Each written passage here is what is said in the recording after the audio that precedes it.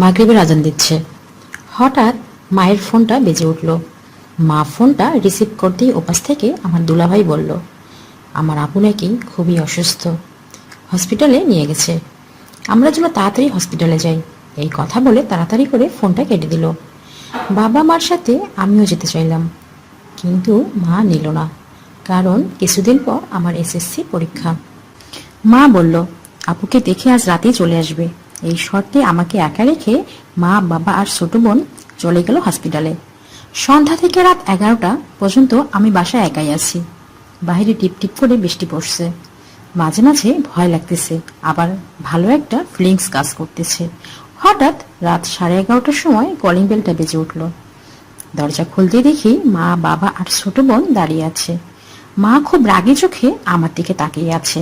আমি একটু অবাক হলাম, আরো অবাক হলাম যখন খেয়াল করলাম বাইরে প্রচুর বৃষ্টি হচ্ছে, অথচ তাদের শরীরে সামান্য একটু পানি নেই। আমি কিছু জিজ্ঞেস করার আগেই মা, বাবা আর ছোট বোন তাড়াহুড়ো করে ঘরের ভিতরে চলে গেল। হঠাৎ আমার ফোনটা বেজে উঠল। ফোনটা রিসিভ করতেই মা বলে উঠল, মিথিলা, তোর আপু খুব অসুস্থ, আজকে আমরা আসতে পারবো না, কাল সকালেই চলে আসব, তুমি খাবার খেয়ে ঘুমিয়ে পড়ো। আমি থতমত খেয়ে গেলাম, তাহলে মাত্র যারা বাসায় আসলো তারা কারা? আমি তাড়াহুড়ো করে রুমে গেলাম। কি আশ্চর্য, কোথাও কেউ নেই। পুরো বাড়ি খুঁজে কাউকে পেলাম না। আমি ভীষণ ভয় পেয়ে গেলাম। হঠাৎ দেখি রান্নাঘর থেকে আওয়াজ আসছে। আমি তাড়াতাড়ি করে রান্নাঘরে গেলাম। সেখানে গিয়ে দেখি মা রান্না করছে। আমাকে দেখে মা বলল, কি রে, তুই এখানে, কিছু লাগবে নাকি? আমি অনেক ভয় পেয়ে গেলাম, মুখ দিয়ে কথা বের হচ্ছে না। অনেক কষ্ট করে বললাম, না মা, কিছু লাগবে না আমার। এই কথা বলে চলে এলাম, কিন্তু বাবা আর বোনকে কোথাও দেখা গেল না। প্রত্যেকটা ঘর তন্ন তন্ন করে খুঁজলাম, কিন্তু কি আশ্চর্য, কোথাও কেউ নেই। আবার ভয়ে ভয়ে রান্নাঘরে গেলাম, গিয়ে দেখি মা রান্না করছে। আমার আবার হাসপাতালের কথা মনে পড়লো। তাড়াতাড়ি ফোনটা বের করে মায়ের নাম্বারে ফোন দিলাম। মা ফোনটা রিসিভ করেই বলল, কি রে, কোনো সমস্যা হয়েছে বাসায়, ফোন দিয়েছিস কেন?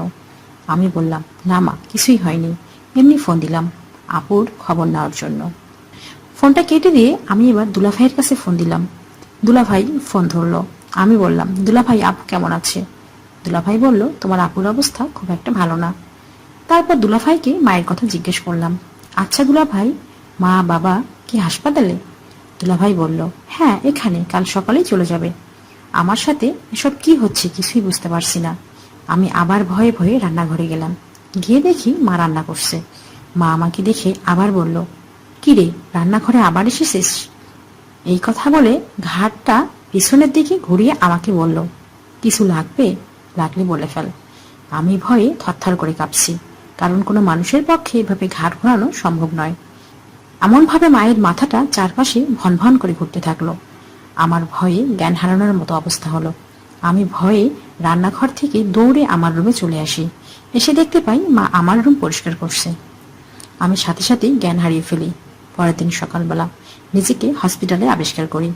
মা আমাকে বলে, কি রে, কি হয়েছিল তোর, ওভাবে জ্ঞান হারিয়ে পড়েছিলি কেন? আমি শুধু মায়ের দিকে ফ্যাল ফ্যাল করে তাকিয়েছিলাম।